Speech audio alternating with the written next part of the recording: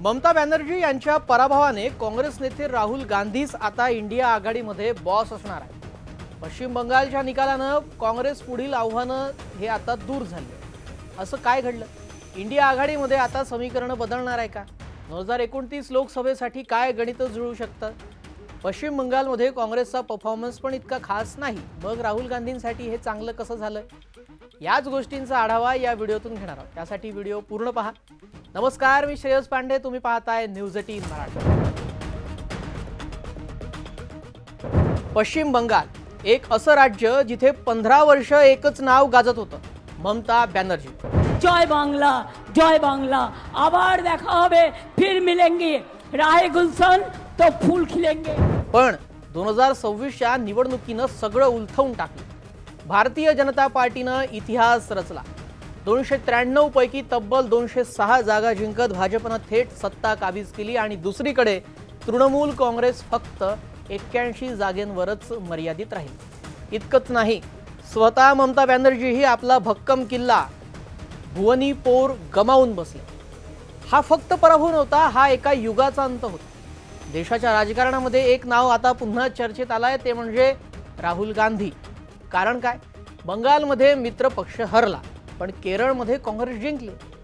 केरळमध्ये काँग्रेस आघाडी UDFने दमदार कमबॅक केलं। 140 पैकी 100 पेक्षा जास्त जागा जिंकत सत्ता परत मिळवली। म्हणजे एकीकडे पराभव तर दुसरीकडे मोठा विजय। तामिळनाडूमध्ये नवीन पक्ष TVKने एंट्री घेतली आणि थेट 100+ जागा जिंकून सगळ्यांनाच धक्का दिला। MK स्टॅलिन यांनाही स्वतःची जागा वाचवता आली नाही। एकेकाळी इंडिया आघाडीमध्ये मजबूत असलेले हे दोन मोठे चेहरे आहेत, ममता बॅनर्जी आणि स्टॅलिन, हे दोघेही कमकुवत झाले आणि इथेच एंट्री होते राहुल गांधींची। पूर्वी इंडिया आघाडीमध्ये नेतृत्वावरून वेगवेगळे प्रश्न उपस्थित होत होते। ममता बॅनर्जी पुढे येत होत्या तर स्टॅलिनही स्पर्धेमध्ये होते, पण आता पर्याय कमी झाले आणि राहुल गांधी हे एकमेव कॉमन फेस आता इथे बनले। पश्चिम बंगाल विधानसभा निवडणुकीमध्ये 15 वर्षांनंतर ममता बॅनर्जी या सत्तेच्या बाहेर गेल्या। आता इंडिया आघाडीमध्ये राहुल गांधीच कसे बॉस असणार हे जरा आपण समजून घेऊया। बरं, गेल्या काही वर्षांमध्ये आपण पाहिलं, इंडिया आघाडीमध्ये राहुल गांधी यांचं नेतृत्व मान्य करणं हे घटक पक्षांना जरा जडच गेलं। त्यात ममता बॅनर्जी या तर काँग्रेसच्या हातून आघाडी हिसकावण्याच्या प्रयत्नात होत्या। चौथ्यांदा जर त्या मुख्यमंत्री म्हणून निवडून आल्या असत्या तर इंडिया आघाडीवर त्यांचा वर्चस्व राहिला असता। तर दुसरे नाव म्हणजे तामिळनाडूतील MK स्टॅलिन यांचा नंबर होता। या दोन्ही नेत्यांना सत्तेत परतता आलंच नाहीये, त्याची आमदारकी देखील त्यांना वाचवता आली नाहीये। या दोघांचाही पराभव हा इंडिया आघाडीवर मोठा विजय राहुल गांधींचा आहे असं बोललं जातंय। या दोघांच्याही पराभवामुळे इंडिया आघाडीवरचा त्यांचा दावा जो होता तो कमकुवत झाला। आता हे दोन्ही नेते कमकुवत झाल्याचा अर्थ असा आहे की इंडिया आघाडीमध्ये राहुल गांधी यांचं पारडं जड झालंय। कोणाला पटो वा न पटो, भाजपशी ज्यांचं वाकडं त्याला राहुल गांधी यांचं नेतृत्व मान्य करावंच लागणार आहे। 2024 मधील लोकसभा निवडणुकीमध्ये इंडिया आघाडीला अपेक्षित बहुमत मिळालं नाही। जर काँग्रेसला अजून 40 जागा अधिक मिळाल्या असत्या तर कदाचित पश्चिम बंगाल आणि तामिळनाडूतील निकालच आणि आसाममधले निकाल हे भाजपला काँग्रेसनं टफ फाईट देऊन वेगळेच आले असते। पण मनुष्यबळ आणि करिश्माई नेतृत्व या संभ्रमामध्ये पक्षाला मोठा पल्ला गाठता आला नाही। अरविंद केजरीवाल आणि अखिलेश यादव यांचा ओढाही ममता बॅनर्जी यांच्याकडेच होता। त्यांचा आक्रमक स्वभाव आणि भाजपाविरोधात थेट मैदानावरची लढाईचा बाणा या त्यांच्या जमेच्या बाजू होत्या। तर राहुल गांधी यांचं नेमस्त स्वभाव आणि राजकीय दूरदृष्टीचा अभाव असल्याचा आरोप वारंवार इंडिया आघाडीमध्येच होत होता।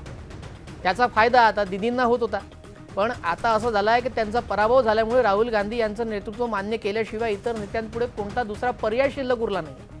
राहुल गांधी यांनी केरळमध्ये आघाडीच्या जोरावर सत्ता आणली, डाव्यांची सत्ता उलथवली आहे। केरळ हातात आलेला आहे, तर पश्चिम बंगालमध्ये ममता बॅनर्जी यांच्यामुळे काँग्रेसची वाढ खुंटली होती। आता तृणमूल काँग्रेसच्या पराभवामुळे पक्षाला मोठा फटका बसलाय, त्याचा फायदा काँग्रेसला होणार आहे। काँग्रेसला अनेक महत्त्वाच्या ठिकाणी निवडणूक लढवण्यामध्ये ममता बॅनर्जी यांनी विरोध केला होता। अगोदर डाव्या पक्षांचा गड आणि नंतर तृणमूलचा बालेकिल्ला असलेल्या पश्चिम बंगालमध्ये गेल्या 49 वर्षांपासून काँग्रेसचा वनवास सुरू आहे। आता पक्षाला पश्चिम बंगालमध्ये नव्यानं संघटना तयार करता येईल आणि 5 वर्षांनी तृणमूलची जागा घेता येईल असाही दावा करण्यात येत आहे। तिकडे दिल्लीतून केजरीवाल यांचं राजकारण संपुष्टात आलंय। तिथे पक्ष बांधणी काँग्रेसला आता करता येणार आहे। आप कमकुवत झाल्याचा फायदा पंजाबमध्ये देखील काँग्रेसला होऊ शकते। पंजाबमध्ये काँग्रेसची ताकद राहिलेली आहे। त्यांना योग्य नेतृत्वाची फक्त गरज आहे. त्यामुळे हे निकाल काँग्रेससाठी आगामी काळामध्ये फायदा देणारे ठरले असं म्हणायला हरकत नाही. तुम्हाला काय वाटतं कमेंटमध्ये नक्की सांगा. भेटूयात पुढील नव्या एका माहितीपूर्ण व्हिडिओसह. नमस्कार.